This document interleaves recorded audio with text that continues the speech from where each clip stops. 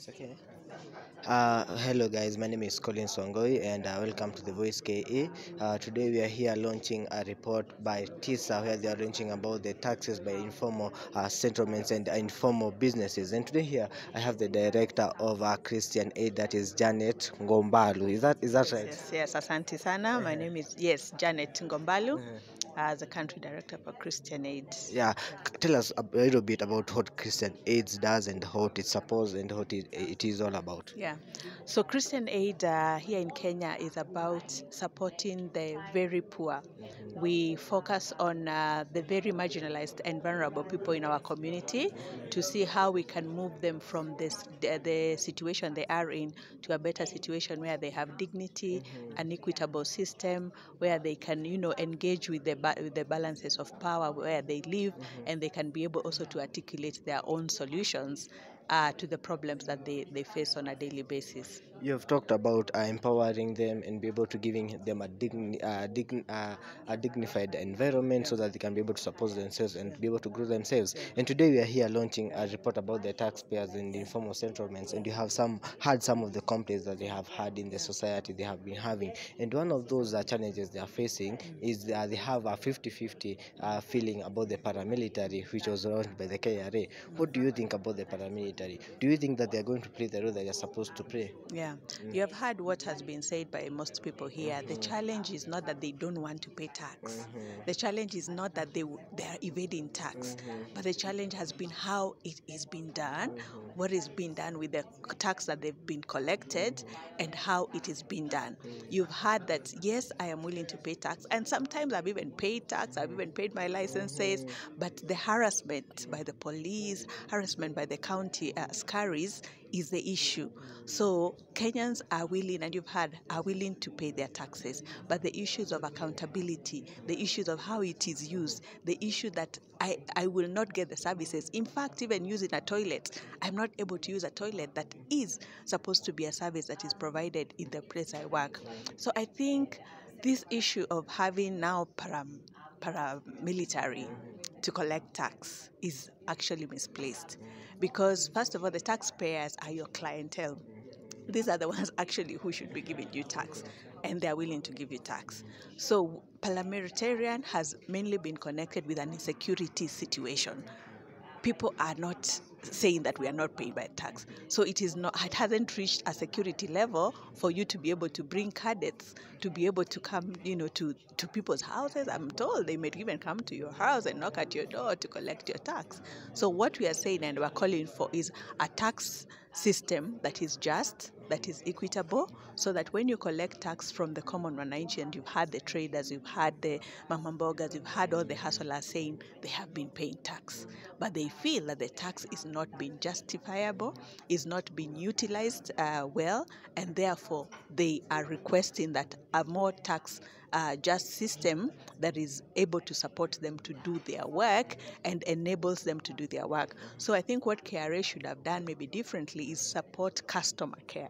I wish they had done a customer care support system, because like you've heard from the Mheshimiwa, when people feel harassed, they try to then evade. But when they feel embraced, they want to be part of the system. And I think that's what even the government wanted, people who feel part of the system. But the minute you start now, it becomes almost a war zone, because that's what military are there for. They come to sort out things in a war zone.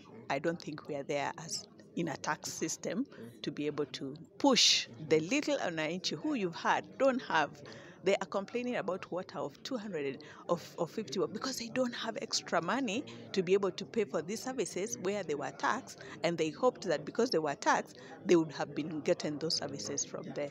Do you think this one opens another porthole for corruption or any other Yeah. in businesses? Yes, because what will that mean is that such a system where it's a more oppressive system, then you find people then want to either disappear or run away or get away from that. So you'll see them coming to your house the same way the city council askaris used to do it, because they used to come in uniform, most of them.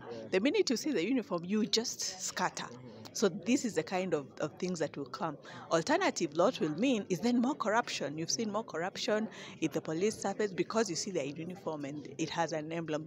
There's going to be a lot more of that, either because you want to to be supported, you may do something or give something, because then they will harass you whether you have the taxes or you don't have the taxes, or you have paid.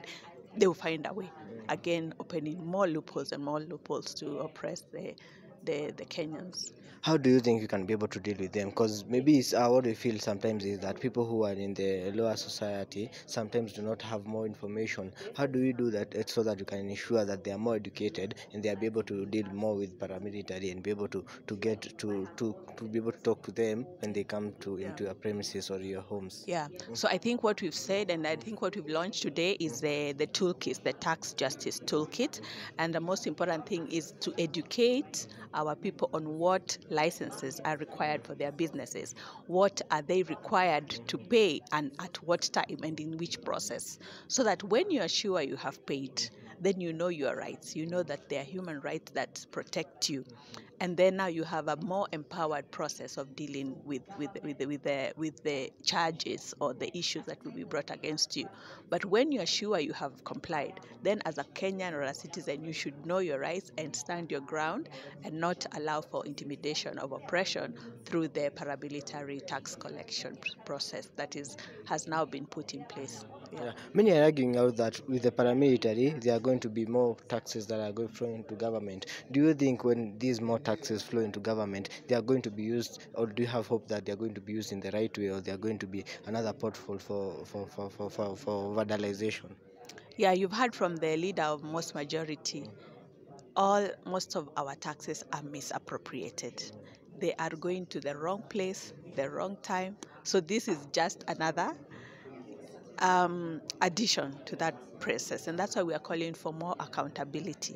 Accountability of even KRA themselves, because yes, they collect the money, but we have seen over time that it's not translating to the services of the normal Mwananchi. So where is this money going? And I think that's what we say, the elephant in the room. Government is collecting our money. Where is our money going? And now with the paramilitary, maybe they should have used the paramilitary to request for accountability of the judge system, because I think that is where the chaos are, and where there is even more war than tax collection. Tax collection, people will pay, but show me what is being done under all these parastatals, under all this government spending, under all these financial flows. You're seeing money going into places that it shouldn't have gone. Yeah, because of the structure and the architect of the governance system. And I think that's what we should be calling in place for the tax man to do, to maybe do accountability, paramilitary. Yeah, then we can be in a safer place as Kenyans. Okay, thank you so much, madam, for talking to us and being part of us. And continue doing what the great job you're doing at the Christian Aid, and continue supporting people. Thank you so much. Yeah, that was Madam Jane Gumbado from Christian Aid, and she has said that yes, the paramilitary maybe could have been used for accountability. As we are saying, accountability. Tax justice cannot be achieved without accountability. That's it from here. From me, Colin Songoi. Make sure that you hit that subscription button and make sure that you share. Thank you so much, madam. Thank you. Thank you so God much.